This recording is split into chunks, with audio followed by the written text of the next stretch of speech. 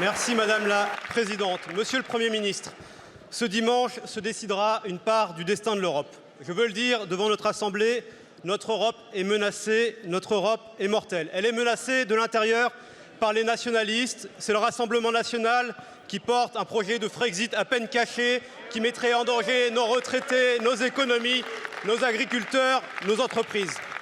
C'est ce même Rassemblement national qui joue avec les piliers de notre République pour faire campagne en détournant l'image de nos policiers et de nos gendarmes qui protègent les Français et qui s'en prend au directeur général de la gendarmerie nationale, un homme qui a donné 30 ans de sa vie au service des Français, de la France et du drapeau tricolore. C'est une honte. C'est aussi la France insoumise et ses alliés de la NUPES qui attisent la haine, la division et qui abîment l'Assemblée nationale comme à l'instant, encore une fois. Le RN déteste l'Europe, la NUPES déteste la France. Voilà la réalité de cet hémicycle.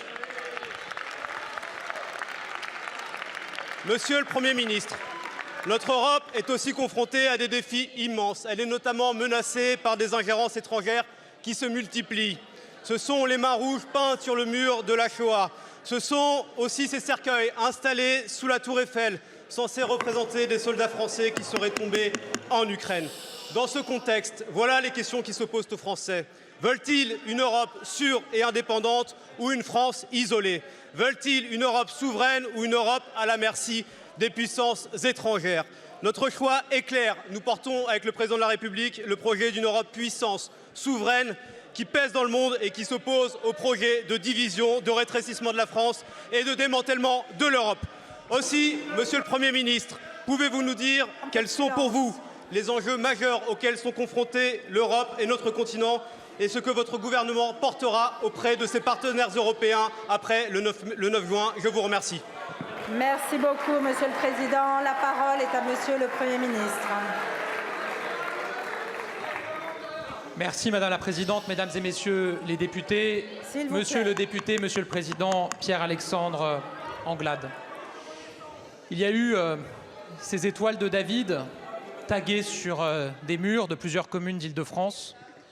Il y a eu ces mains rouges honteusement peintes sur le mémorial de la Shoah. Et il y a eu, il y a quelques jours, ces cercueils, faux cercueils déposés sous la tour Eiffel et portant l'inscription de soldats français de l'Ukraine.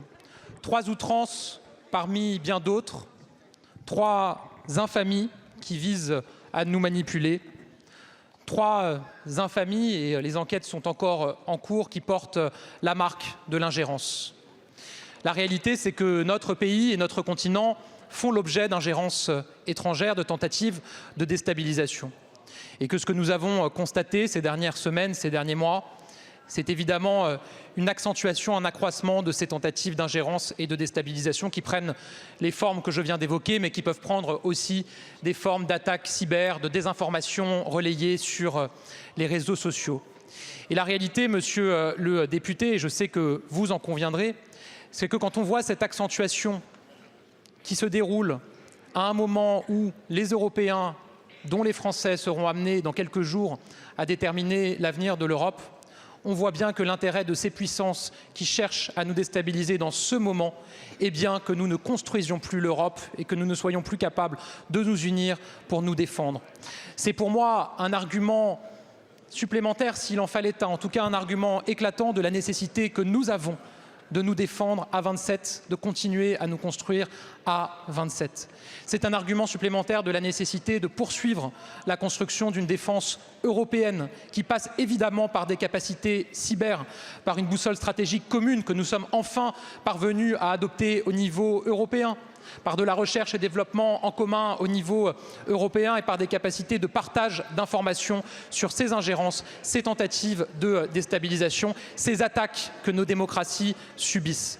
Et donc je le dis ici, ce qui se joue ce dimanche et dans les années à venir, c'est bien et bien notre capacité à nous défendre. Nous défendre, nous Français, en étant plus unis avec nos partenaires européens pour faire face à ces ingérences qui ne veulent qu'une chose, nous désunir, nous isoler, pour être capables de mettre en œuvre leurs funestes projets comme ceux que nous voyons aujourd'hui se déployer en Ukraine. Soyons au rendez-vous collectivement de cette responsabilité. Merci beaucoup, Monsieur le Premier ministre.